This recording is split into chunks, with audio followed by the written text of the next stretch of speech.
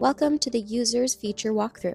In this video, we'll show you how to set up, edit, and delete users to organize your team. To add a new user, start by selecting Setup from the top toolbar, then select User Management from the left menu. Next, select the Add New User button in the top right corner. From here, enter the user's name and email address, then select their user type.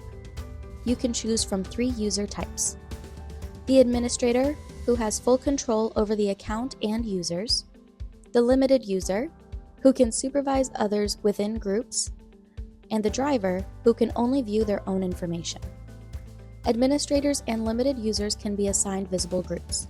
For drivers, you can assign them to specific vehicles or enable the driver ID feature. Once you have set everything up, select Save and the user will be added to the user management list. To edit a user, select the Edit pencil icon to the right of the user you want to modify. From here, you can change the username, email, groups they are assigned to, tracker they are assigned to, and their user type. To delete a user, select the trash bin icon to the right of the user's name. A confirmation pop-up will appear asking if you are sure you want to delete the user. When you select Yes, the user will be removed from your list.